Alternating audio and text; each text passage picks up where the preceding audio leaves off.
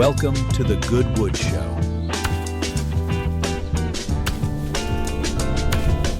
Welcome everyone to another episode of the Goodwood Show, and today I have Seb from validator.com and several other projects and companies that is going to talk about them in a minute. Welcome.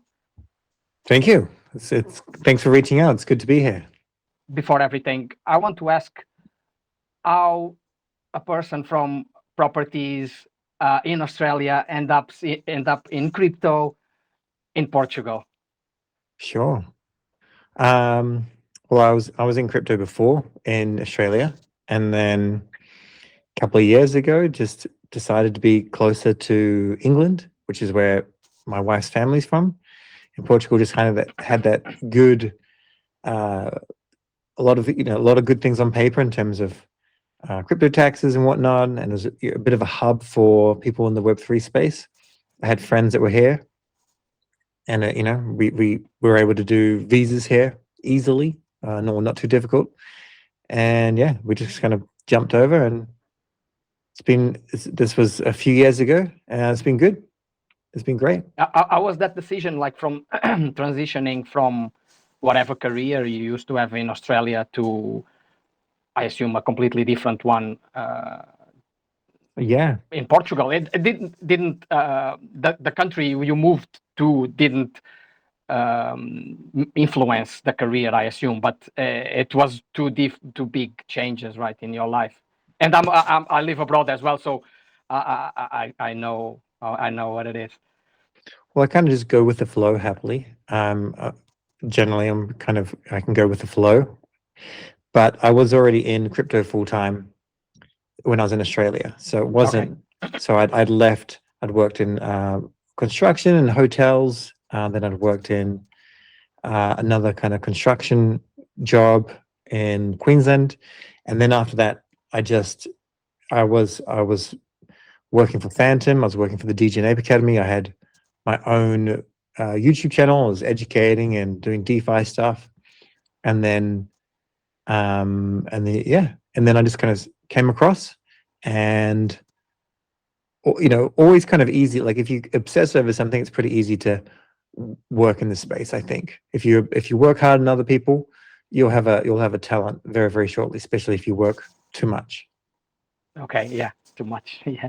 And then how did you move from construction to crypto? How did you discover crypto? Well, like you always had curiosity about finance or about blockchain? Yeah, well, I mean, when I was younger, I was geeky. So I heard about Bitcoin like about 2013, but I didn't do anything. I kind of followed along. And then 2016, I saw like the price was low. And then I remember seeing like 6 months later, and it was like a lot higher. I was like, what?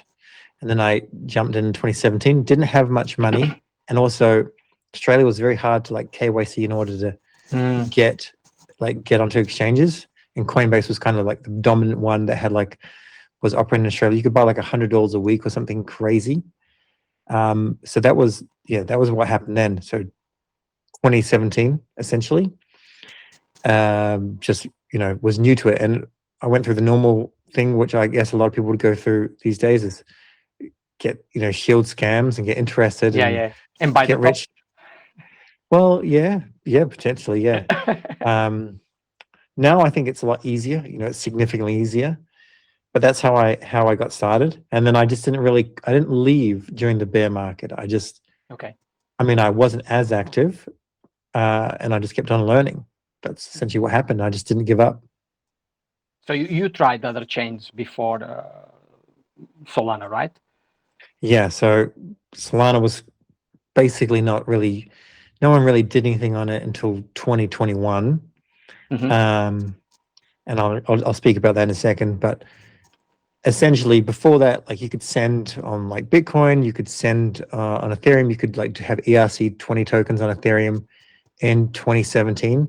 But there was no like actual DeFi. It was very much like just scammy stuff. And people were trying to do stuff, but it didn't really change until Uniswap came along. Mm-hmm. I think they started working like 2019.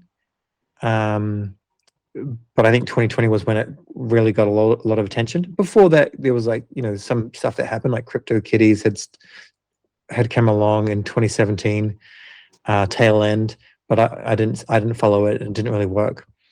And so then 2020, people were playing a lot more on Ethereum. It couldn't scale. Polygon pulled in a lot of attention. I went over there, but I was familiar with like basically all EVMs. And then Solana kind of came along and just started to dominate on the UX front. And yeah, I came over and started playing over there. And then you start creating content straight away. Right now, I think you've done some liquidity pools because you were familiar with the DeFi already on Ethereum. So you tried also on Solana, right? And that's completely different, right? The speed and the UI and UX is not comparable, right, with Ethereum. No, yeah. So I did some videos. I wasn't trying to become a creator or anything. I just thought, okay, I'd like to explain this, because friends were asking me stuff. So I tried to explain it, and I had some like DeFi related videos, but I didn't actually start making a lot of content until I was working for Phantom. So around May 2021, there was like 3 co-founders of Phantom, and then I joined doing their support. And I started making videos there because I was just in Discord. That's how it was done before the ticketing system, just replying, and people it blew up so fast that I needed videos in order to explain things, because you couldn't handle the rate of growth. So I just started making videos and just giving people videos, and then I kind of snowballed from there. So why they picked you for Phantom? Because you were active in the community? Yeah, so I mean, it was a long time ago, but like at the time, they just said that I think I did a tutorial on how to like use Phantom, because I'd already used Solid Wallet.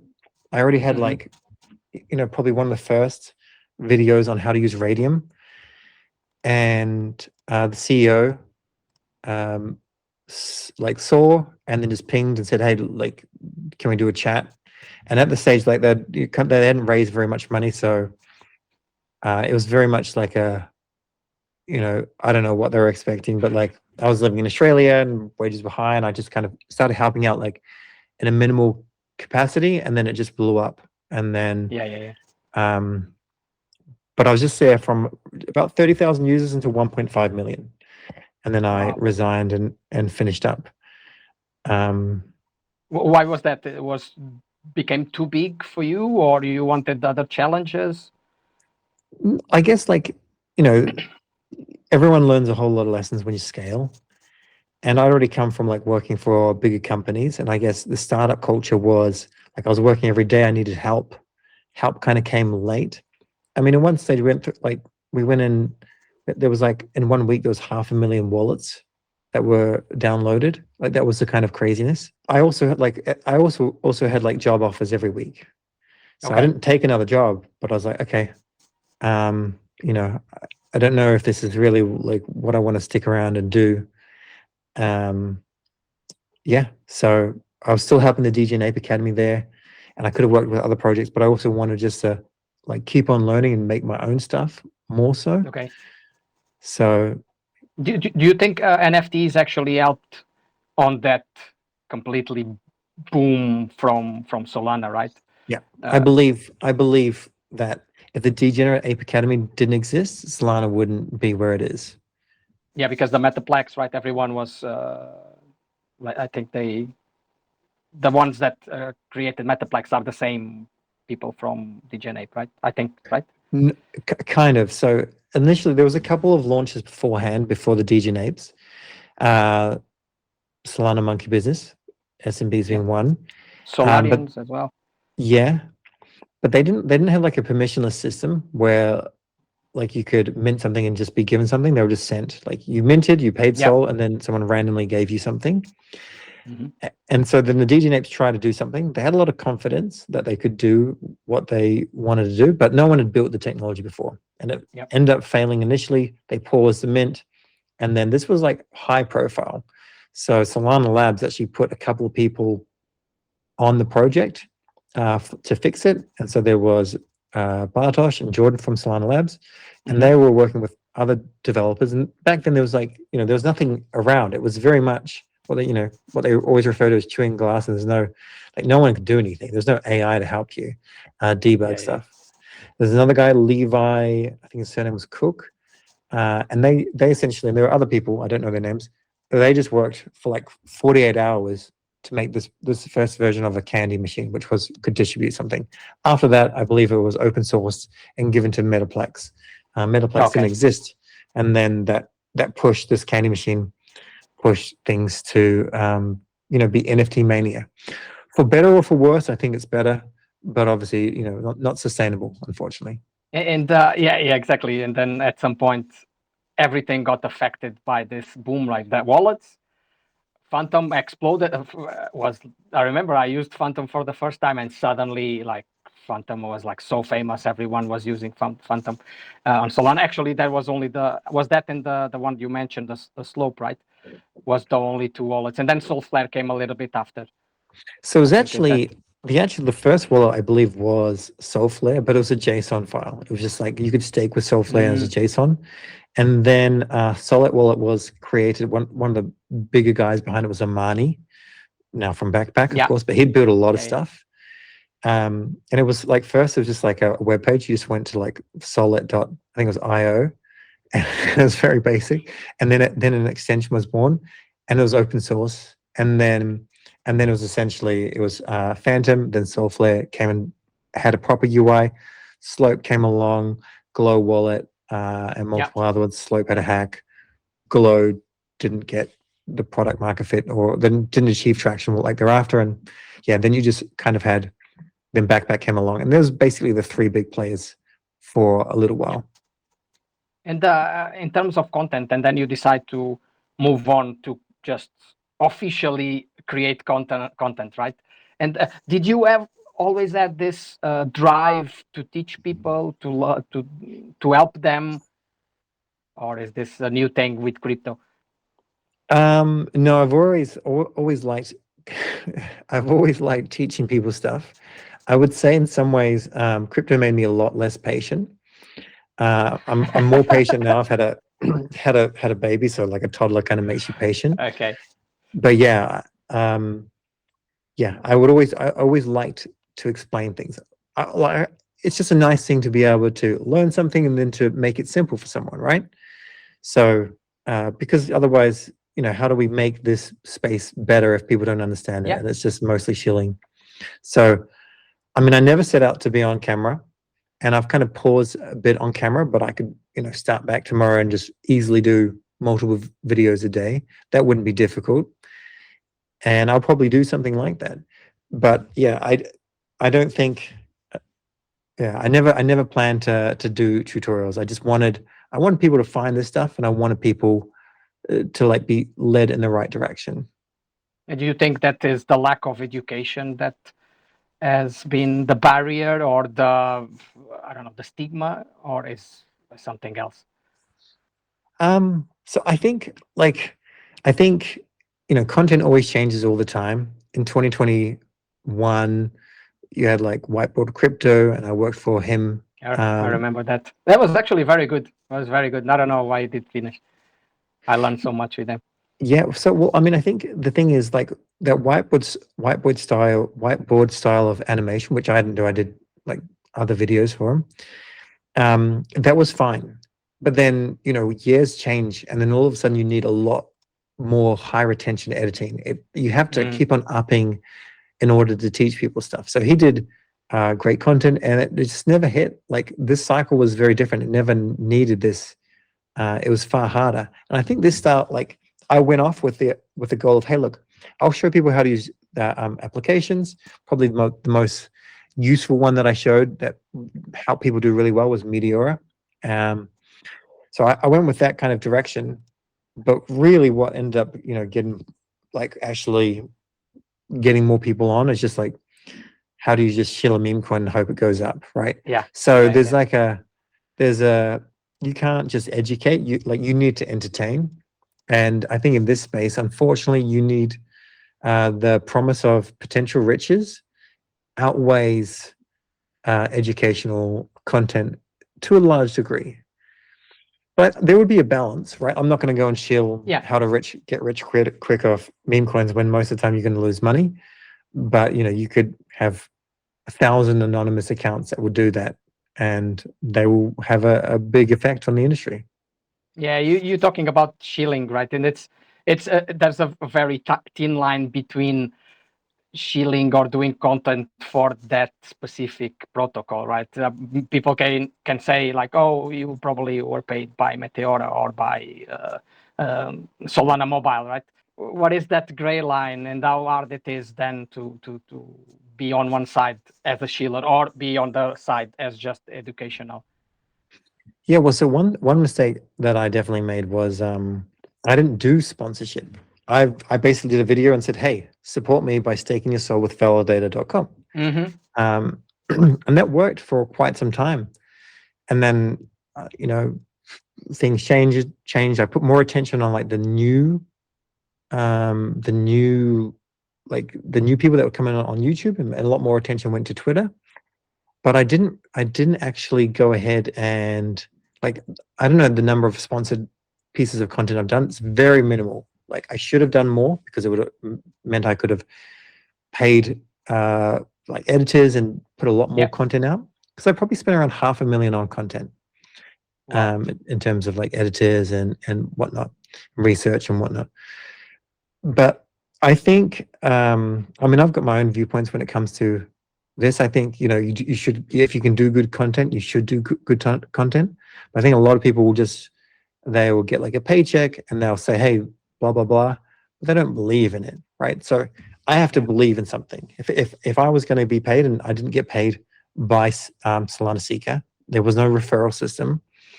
I didn't get paid by Meteora. There was no referral system. If there was, I would have done, I think, really well, being able to make a lot more content. So I think that's also a cool thing that applications should do as well.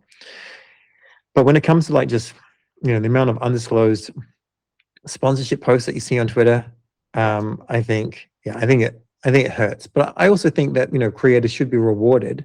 I think it should just be transparent, and they should believe in what they're doing. Otherwise, you need to have some sort of moral code.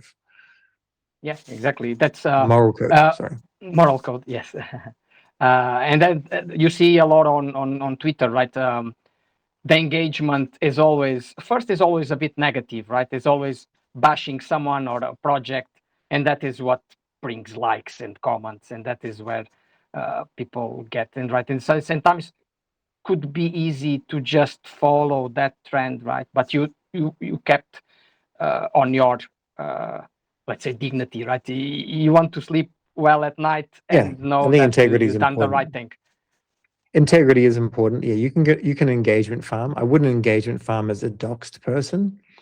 But the other important thing to remember is Twitter's just like real life, right? You have this bell curve, and most of them aren't actually that intelligent, and some are, and that's okay. Like, I think when you accept it, that's okay. And a lot of people just do want Elon bucks. They do want impressions, and that's that's okay. I think you just have to accept it. It's unfortunate. I wish we lived in a world where people wanted just to like make stuff better, but at the same time, they also bag bias is real. And it's fine. Like, I mean, we all have biases. I'm going off on too much of a tangent here, but summary is Twitter is like, if you could educate more and like add value, that's cool. But at the same time, these days, with the way our brains are being wired, our minds are being activated to be engaged and not really taught. Yeah. So, and still on the content, you've done so much content. Which one was kind of your favorite, or which topic or area is the one that you kind of, I love to do this, and you do it for? I would say, actually, I think like, these don't have my voice or my face, but like the animations, we've done like animations for different projects. where people would ask for that for them, and they were my favorite. as well. So I would say animations are like the most creative. The Solana Seeker video was like the most involved. Was very involved, and unsponsored. It required a lot of like prep work, a lot of research, and it kind of, we try to make it look like a tech review. It was essentially a tech review, and that did very, very well. And I also think that the Meteora videos probably were like, from the people that come up to me or send me messages, the Meteora videos changed their life the most, because they had to learn technical analysis, LPing, rugs. There was a lot of opportunity in the space. There's a lot of rugs being launched, but also you could profit from them by providing liquidity. And I think that probably made the biggest contribution to the ecosystem from me anyway. Yeah, and it's because it's also a complex topic, right? It's a liquidity pool is not something like using a wallet, right? Where you write the 24 words somewhere and that's it. You are ready to swap and stuff. It's more complex, right? And yeah, and I have to be honest. I saw a lot of your content and got into a lot of projects that probably wouldn't even try them or know about them if it was not for you. But let's move to the validator subject, because we and Mindfolk, we run a validator as well, and it's nice to hear the stories and compare the times back in 2021 or 22 with now. So you started validator.com in 2022. Just guide us through what was that process. Why did you decide to do that, and how it was? So HFP reached out. Is like, I want to create a validator, and you look after things, and that was basically what it was. And we're excited and bullish on the Solana ecosystem. It made sense. And I mean, I would do things a lot differently if I could go back in time, in terms of aggressively attracting stake, or which is obviously hard. But yeah, that's how it started. It was just like, all right, this is a good thing to do. Let's do it. And yeah, there isn't much of a story there, other than I would say it's the best brand, right? Validator.com. It has the best. Yeah. You got the best domain. Yeah. So this is not my domain. But it's it's HFP's. It's a great domain, and I would like to push a lot more stuff there. And I think now, because I spent so much time on content and videos for years, like 6 days a week, I would have a video or a couple of videos. Now I think with the AI age, I can do a lot more to provide value, to attract stake, and work to people that can support this. And then I would like to funnel a lot of that profit back into making Solana like amazing, because mostly on Twitter is like, hey, this is good, buy it. Hey, this is bad, sell it. Whereas a blockchain should be used, right? And yeah, of course, it would be far more beneficial if people were using the blockchain, a lot of people, and if they were staying on the network and not giving up. So I think that's where my goal would be. Yeah, retention, right? To people to stay doing whatever can be done because actually the more volume there is on Solana, the more the validators earn, right? That's the principle. Yeah, I mean, I think the validators will become far more centralized, for sure. So, do you think is an option? It's by chance, or it's the direction was supposed to be like this? They wanted it to be like this. I think it's a combination. I think like you can't, like, I know like things change, right? Anatoly, yeah, of course, tweeted out years and years ago. It was either a tweet or I'm pretty sure it was a tweet. It was like the PlayStation 5 came out, and he's just like, you'd be able to run a validator on this, But obviously, what was potentially true then is not true now. It's like, in order to get faster and faster, you need better hardware, and as soon as you run that hardware, it needs to be run in particular areas of the world, and it's expensive. So you need a certain amount of rewards for it to even break even. And that's where it's just like, it's challenging. So it's highly likely that the validator set, I don't know even how many it is now, but it's gonna drop, to decreasing. a couple of hundred, 200, 300, something like that. Validators only. I thought it was. I think it will drop. And then of course, you think it go? Okay. Yeah, it will come down to there, and then after some time, like maybe things change again, right? If vote fees change, if a new proposal comes up. But we won't go into the technical nature. I think in many respects they need to be less. You need to find this perfect point of having a network which is decentralized, and then at the same time, latency is important. You can't have slow validators around the world on old hardware. In terms of comparing back in 2022 with the times for validators now, how was back then? Was easy to get stake? There was not much competition in terms of validators? Was more support? No, less support? I think there's a lot more validators back then, actually. The hardware requirements were less.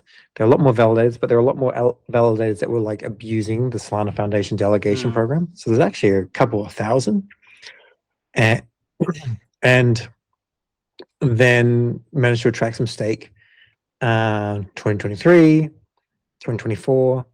And then it kind of got more hyper-centralized. Helios, Coinbase, Binance, the big players, and then Jupiter. And then it basically came about like distribution. Like if you own a wallet or whatever, even if you start off with, and I see the viewpoint, but like if you have a distribution method, then that's where you can align all of your services to. So if it's a wallet, you can, like Phantom can have all these things to distribute to. Jupiter obviously decided to make their own wallet so that they had an extra distribution path, and things just became hyper competitive. It in many respects, it's very difficult for like a smaller dApp to compete in crypto and Solana in the world, because distribution is like the most important thing, I think. Yeah, everyone wants clients, let's say, users. It's the main thing, right? Any blockchain, and that's what other chains are facing now, right? Is that the L2s, they lost strength, right? Everyone or moving back to Ethereum or moving to maybe to Solana, because we have a strong ecosystem that supports builders. All the other ones are quite empty and they don't have much, right? Is that your perception as well? Like it's a little bit, but I think it's you got to be a little bit more real. Like getting users is tough. It's very tough. So like even if you're getting a lot of mentions on Twitter, or if the Solana Foundation's behind you, it's certainly tough. You need to have like a lot of product market fit, and then you just need to go after users like you're just going to churn through hundreds. And yeah, like on Solana, like, you could have a amazing product market fit, but if you're not like really going after people, you still won't make it. And other blockchains, it's going to be even harder where there are no users. But I think in many respects, like there wasn't anything like super exciting to bring people in the last few years, even though more people came in. Meme coins, yeah. Except for meme coins. Yeah, but it never like it didn't have the kind of fun or euphoria for the majority of people that the previous cycles had. Even though the previous cycles had the same narratives, NFTs were $1 million NFTs. I think meme coins, there were just too many, and up down. Trump obviously with his own rogue meme coin. Yeah, Melania. Oh, forgot about that coin for a moment. It's crazy, like, because it seems like they killed the fun, right? Everyone was having a bit of fun. Oh, meme coins, we are starting the bull market, and then suddenly Trump coin, people were like, and then the Argentinian president also released something, and then Melania, and then people were like, okay, that's enough. We Yeah, don't go well, anywhere I with mean, this. Trump made things like that's where the all-time high was. Trump, Yeah. Solana's, and the obviously the mistake was Melania, right? And the vet, like, it was just nutty. It was a nutty time. Some people made a whole lot of money on Trump, so well done to them. But yeah, I remember doing live streams of like it was at like $74, and people were like, yeah, it's gonna go here, and I was like, I don't think so. Yeah, I don't know what is now, but you know, irrelevant. Okay, 8 or 7 Irrelevant. or 6 or whatever. Yeah. Because you kind of have one of the videos that you mentioned, the 0 to hero, right? And this is kind of that everyone thought they could be heroes. But the thing is, what is an hero?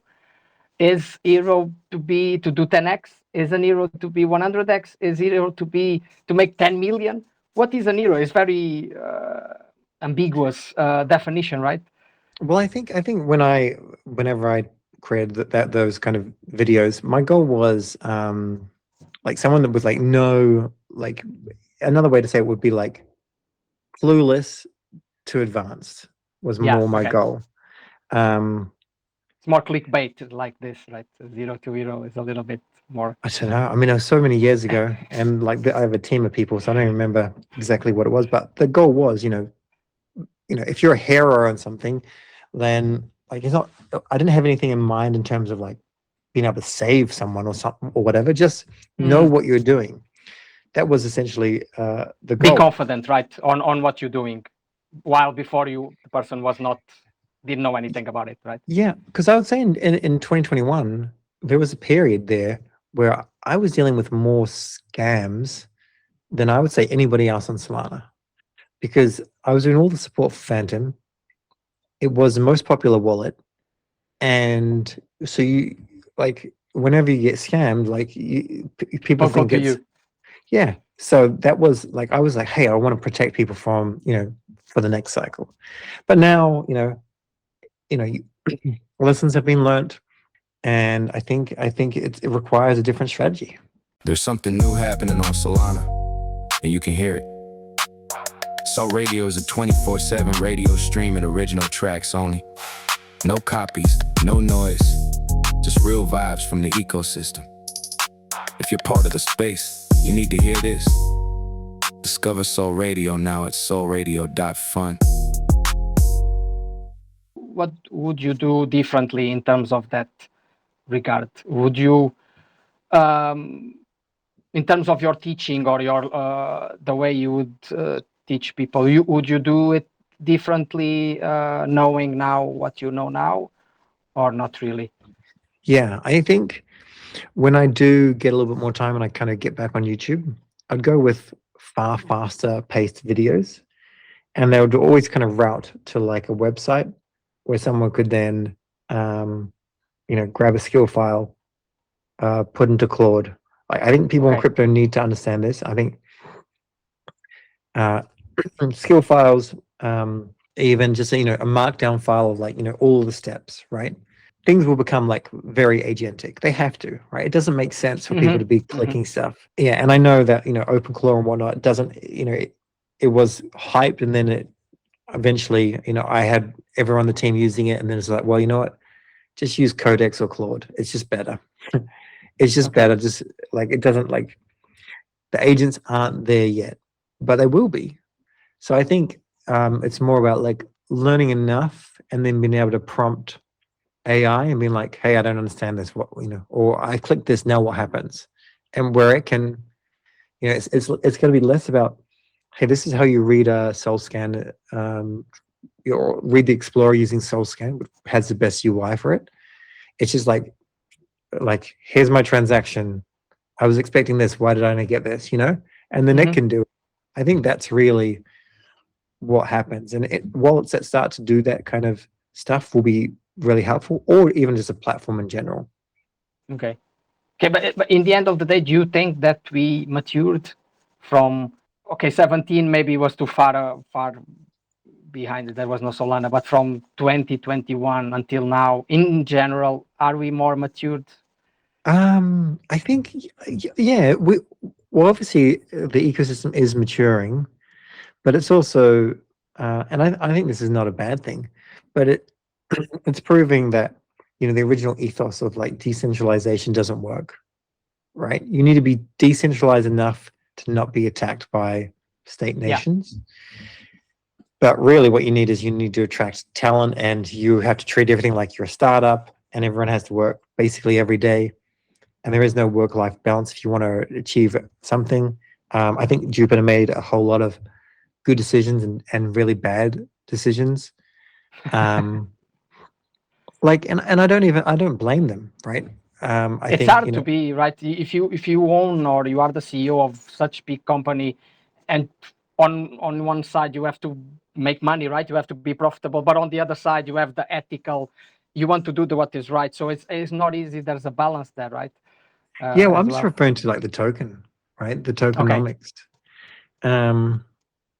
I think some things that MetaDAO is trying to do is very cool. They're still working things out. The UI UX is still very hard for like trading these proposals. But I think probably the biggest use case right now for crypto is like just being able to buy sunrise / backpack securities on chain. And like that's fine. I think the more we dream about like what crypto could be, like I think it's fine to dream, but I think it's just better just to be like, you know what do people want to be able to buy? Or Keep it what simple. what do you want? You want to be able to make money, or the chance to make money, or you want, you know, if you're in a country in the world where you can't buy stocks, potentially you buy a stock, you know, maybe LP a stock, right? Yeah. Right. Maybe set up a like an RSI indicator, and every time it gets below 35, you go and buy something. You know, those like that's already like enough use case for like 90% of everything. And then, you know, when a DAO comes along or whatever, maybe if a game like really hits. But then some cool speculation stuff, like I'm helping zinc.cash right now, like a mining project. That's cool. Fair launches like that are cool. I think they still deserve a space.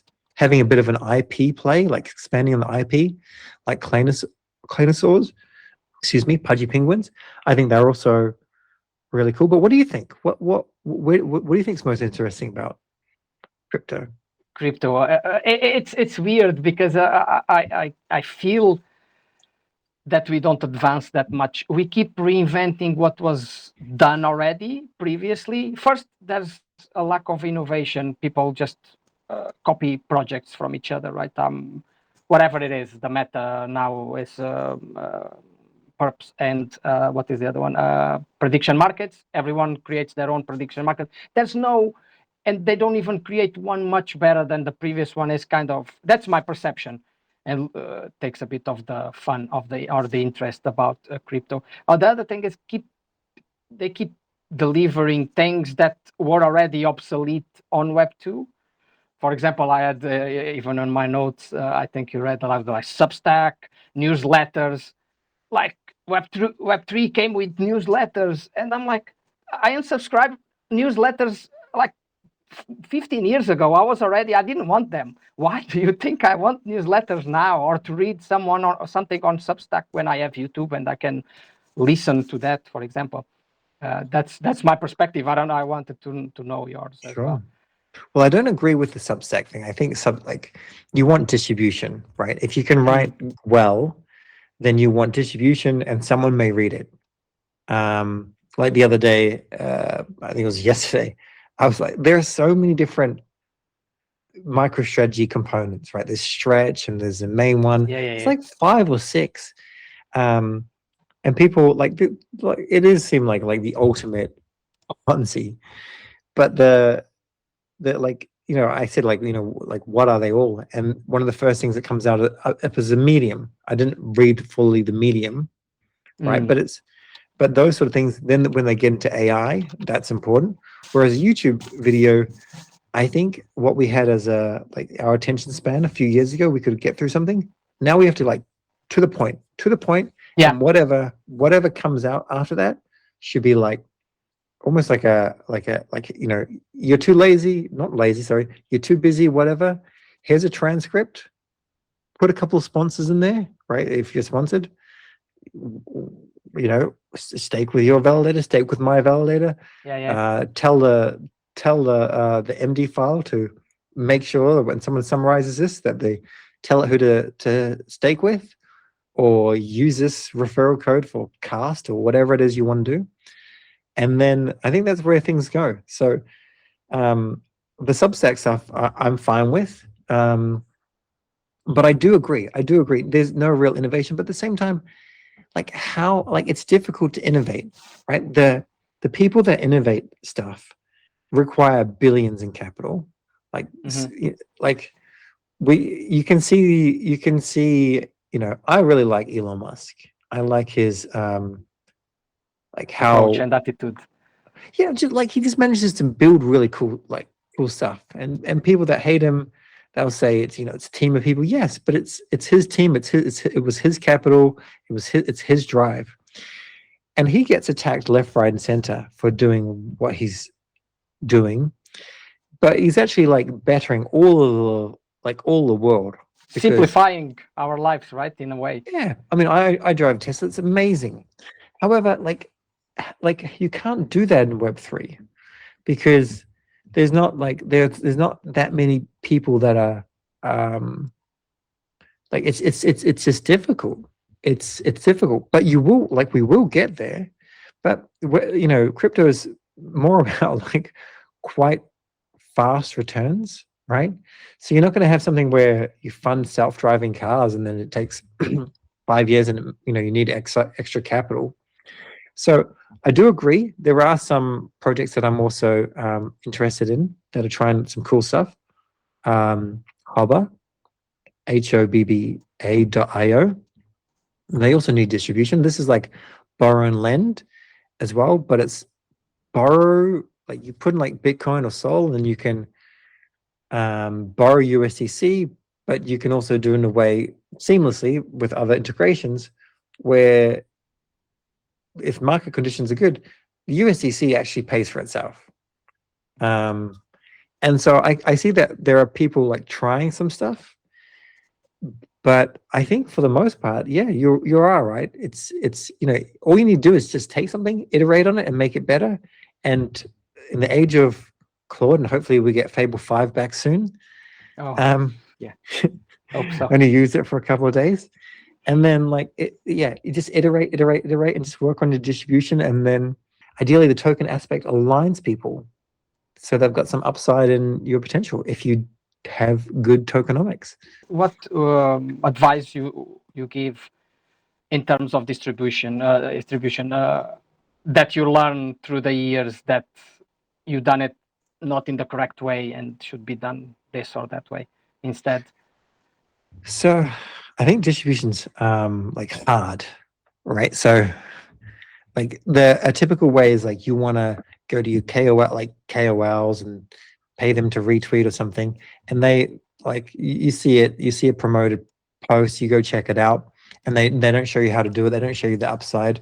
There is no deep dive, and it doesn't really work. MetaDAO has an approach where people can enter into their ICO. And that kind of works maybe a little bit better because they have upside, but then it's not really the type of people that you necessarily want to invest. So it's pretty challenging. I would say your best way to get distribution is to go hard on content. But you need a YouTube channel as an application. You also need if you have a vision, and I'll everything I say can be mentioned here. Meow had a vision for Jupe's YouTube, but Meow is not a content guy. Yeah. Right. So when it didn't have the growth he was after, he hired the best person in the market. No. Oh. No. Cash, no. Cash is an operator.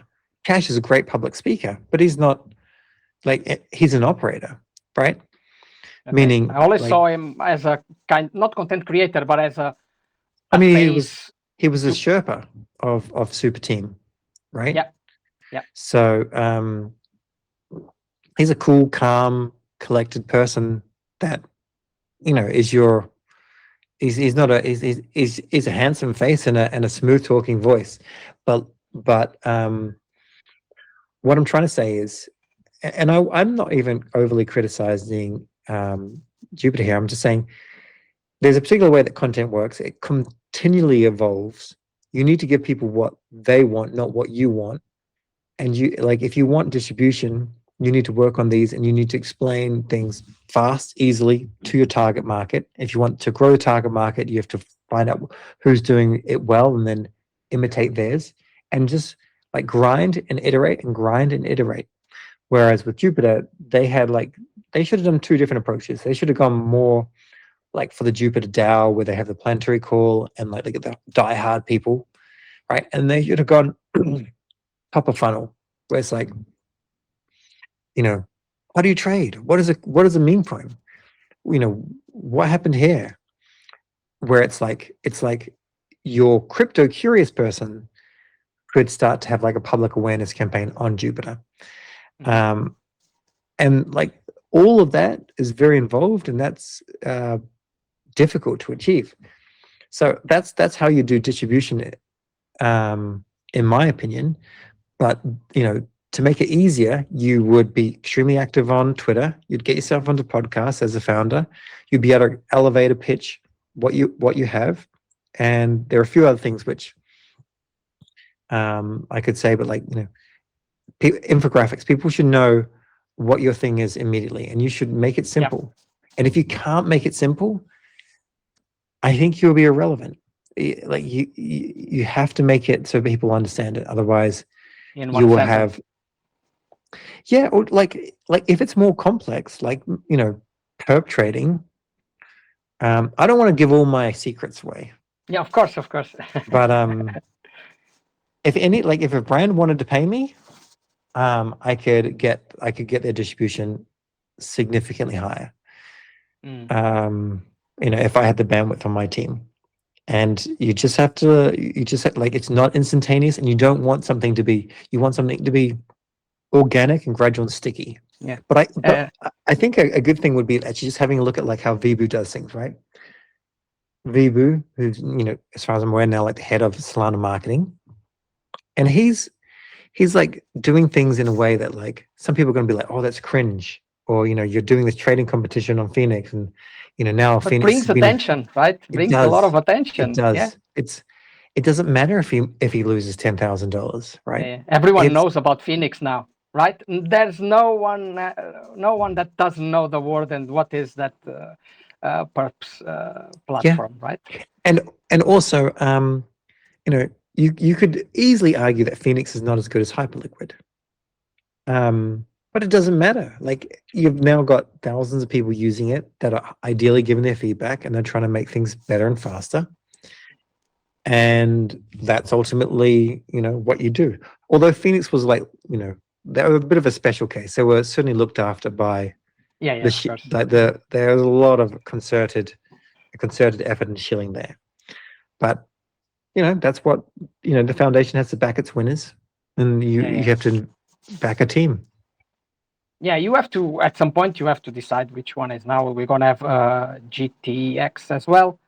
And there's this World XYZ that just came out, right? So things are happening. Maybe I think we want things to be too fast, right? We are used to every single day, it's so fast in crypto. And then when things are slow, we think, oh, there's nothing happening. Everything is just copying each other, right? Maybe we are not used to the slow pace. Maybe. I mean, I would love a native Solana prediction markets for sure. And yet I know what you mean about the perps. The perps, like, you know, so many people building perps. Perps is just really hard, right? I mean, I've never tried to build perps, but I don't think this is something that Codex can handle. Like, I it's remember there was hard. Cube. I don't know. Cube came as well. There's now Bulk as well. I don't know if they are just exchanges, but it's for me it's the same thing. Perps or an exchange for me. I don't know. You just put higher leverage. Yeah. It's basically the same. I don't know. That's my layman terms. How I see those Yeah, no, I platforms. would. So, I mean, obviously, like, like if you're trading, you need to make sure your market makers are there so that you cannot be unfairly liquidated, right? Like, October 10, 10, Yeah, that was mess. That was nutty. You can't, like, there's so much risk. There's no insurance. There's no insurance against those events. There's like small funds that, can be semi-protected. If you do spot trading, there's, still like sizable slippage on many tokens. Yeah. So it's just about like deepening liquidity, and liquidity begets liquidity. So the more there is, the more comes. And I think Perps is like probably, the ultimate product it's the ultimate product of, like, it has the most amount of product market fit in crypto, because you do it well or you get a little lucky, you make a whole lot of money. You don't do it well, you lose a lot of money. Yeah, drift. That was a sad thing. That was terrible for the industry. I want to go back to something that you mentioned before, and I find it very interesting because I actually had guests before on this. So MetaDAO, so all this ownership coins, fair launches, privacy, and everyone is pushing privacy now. Do you feel that we went such in a way of the institutions that now there's this pullback back to where this crypto thing all started, right? With the origins or the roots. Do you think we have this faction still around? No, I don't. No. I don't, because I mean, MetaDAO has a bit of that in its code, but it's primarily funded by liquid funds, Okay. right? So it's institutional, right? And that's not a bad thing, right? It's like it's just what's required. Retail are not. They're very risk averse. Yeah, and they don't have enough capital to help Except- all these projects that are trying to launch tokens, Yeah, right? yeah, except for when it's euphoric, right? But it hasn't been euphoric in a while.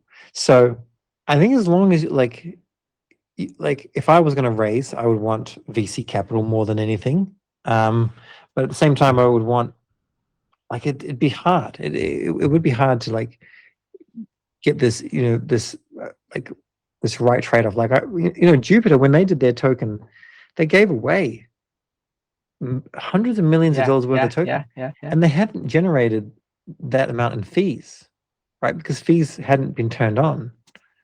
So like, it was literally, hey, you guys believed in us, here, have something. I mean, Jito was probably the best airdrop on Solana. Yeah, right. I got that one on two wallets, so I was like, wow, Yeah, that's great. But I didn't sell, so I'm on the same position basically. Yeah, so that's the learning from other previous bull or bear markets, or bull markets in this case. Is you cannot marry your coins or your tokens, right? The same with Bonk. You have a t-shirt, Bonk t-shirt, right? It's you love Bonk, we love Bonk, and it's like, I'm gonna hold Bonk forever. And in the end, you're like, okay, I could have made a little bit of money, but now I have less. Yeah, right? I mean, the Bonk guy was $16,000 on leverage on Bybit to over 15 million, I think, and then got liquidated on 1010. Wow. He could have So you closed it. Lost it all. I think Wow. like he's fine. Like he's not like he's got money, right? I think it is important to not get greedy, right? I'm not even saying he was greedy. I'm just saying I think it's important to not get greedy, to book some profits, and remember that, like, I think the core values of decentralization, they can come back, but they need to come back once things are kind of funded, and there needs to be enough people that have made a decent amount of money to then like want to do a side project. Okay. And you think like this decentralization, privacy stuff, it's kind of side hustle, not the main core drive of Solana or crypto in general. I don't know. Like, what can you name that's decentralized? Yeah, it's always like dubious. And most retailers or the normies, they don't care if it's decentralized. If you can make money with it, it's fine, right? In the end of the day, people preach this decentralization, but in the end of the day, no one actually really cares. Yeah, I'm not even seeing like an argument for decentralization these days, to be perfectly honest.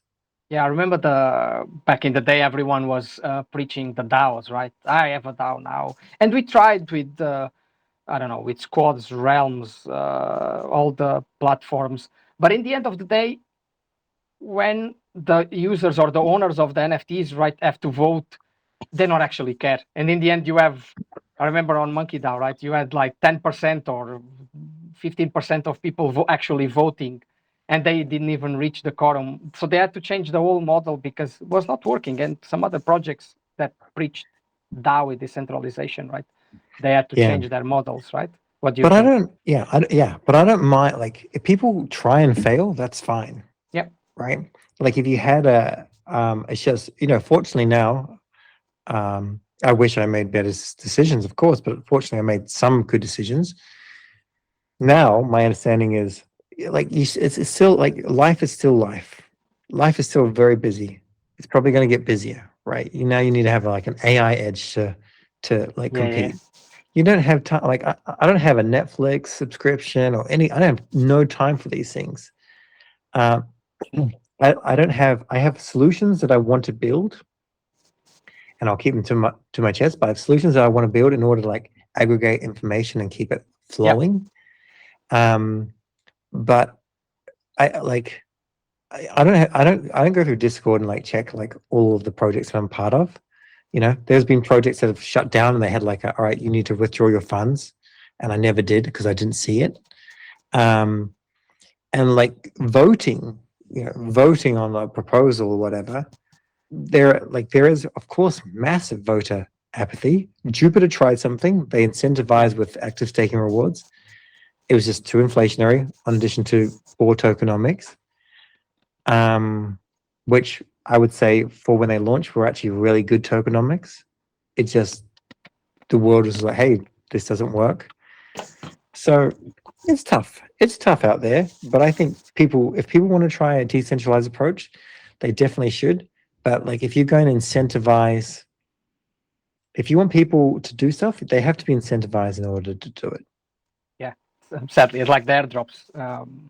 I want to mention something also. You talk about zinc, and you've done videos about Horde, and it's kind of nice concepts. What is your opinion about these projects, mining projects, and do you see a future for them in terms of bringing narrative? I mean, bringing users, or is more for the advanced user that is already here? Well, I mean, I have a bias here, so my team is doing the marketing and like a lot of the general direction that isn't technical for zinc.cash. Okay. And I've worked with many projects, but I'm working with these guys more. But I would say, like, ultimately, like crypto, especially during a bear market, should be fun, right? For the average person, it needs to be fun. You need to have something to believe in, and I think that works. Or I don't know it as well, even though I've done a good video on it. But like there can be multiple protocols that do well, right? Like it's like the all community, or some of the all community got very upset with the zinc community. It's a bit silly. It's like you can have a BMW and an Audi, but whatever, right? But I would say like it can't just be all just hold a stable coin, get a yield. There needs to be some sort of asymmetrical upside, some sort of fun, some sort of chance to do well. Also, entertainment, IP that can be created or take place, and doing something new, because protocols do something new. They then generally open source things. Zinc uses Archium, so it's like private, which is like absolutely amazing. A bot can't follow your moves or or MEVU in a sense. And I think this is very good. This is really, really relevant. Yeah, that's my personal opinion. Like anyone should try something like this. I think right now you can see like to crypt and physicals to a lesser degree, but they're blowing up. They're really doing well. Obviously, they've been shielded by Ansem and Arthur Hayes, so you got to be mindful of the cards token. Maybe check for unlocks. People want to just have fun for the most part, especially during a bear market. It's just like you can outperform during a bear market, actually, because a lot of people just give up. They're gone. Yeah. It's everyone says that you make your wealth is during the bear market because no one is here. You can farm the protocols, use them, learn about them or how to interact with them. And then when the bull comes, you have all that knowledge, you farmed whatever you had to farm, and then you collect the rewards, right? In theory. It's so easy to say. I think things have to change, right? But we shouldn't have these crazy airdrop stuff that happened in the past because it's just like they don't create stickiness. But I mean, hey, if I got a whole lot of airdrops, thank you. I'd love it. Yeah, exactly. But I think there's got to be like agentic stuff, agentic trading strategies that come along. I think that's going to be the most, like some of the most valuable stuff. But it's hard to see where is the future going. Obviously, real world assets coming on chain. I thought a lot of that would have already come on, but things take longer than you normally expect.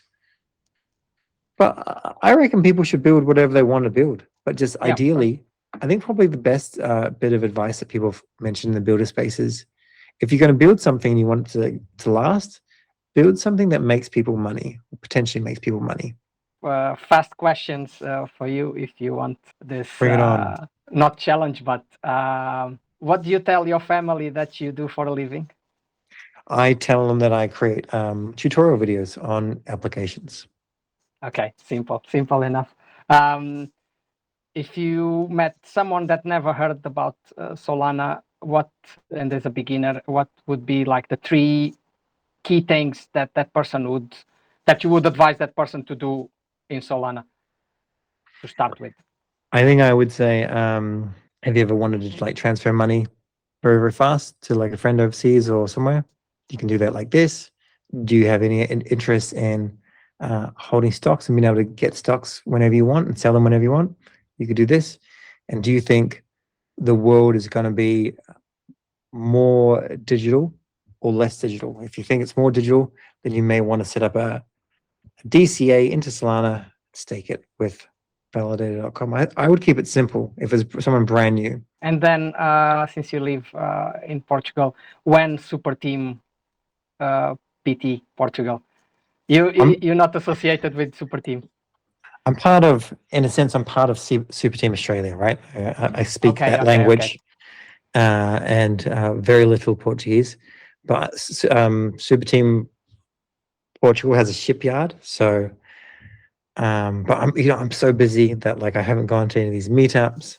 Maybe it's my fear of getting there and not being able to, like, if it's not in English, I'm gonna understand like 2%. But hey, that's on me. That's 100% my bad. But I think super teams are fantastic, and if Portugal is deserving of one, then they should. They will get one.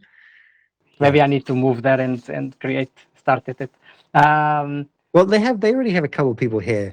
I know there's a lot of Portuguese in the. But hey, look, I mean, if you want to leave, come back home. Go for it. I'm not sure if I'm prepared for all the bureaucracy. It'll take you 2 years just to set up a company, just to. Oh, I know. It's not easy, but I think that's the whole European vibe mentality nowadays. Is not only Portugal. So whatever you would move within Europe, you would have to face the same issues. My last question was, if you could pick a guest for me to have after you, who would that guest be? Someone that you would like to listen to an interview of. Oh, that's I think getting Cash's full story would be good, actually, because I don't think I've ever heard and I've worked with him through Tube Uplink. I think that would be interesting. He's a naturally I don't know if he's naturally born as a speaker, but he's a good speaker. He's good. He's good. He's very good. And I think it'd be cool to hear him being very real, no PR niceties about him, his mistakes, his things he got really right, his conviction, leading Superteam, what went great, what didn't go wrong.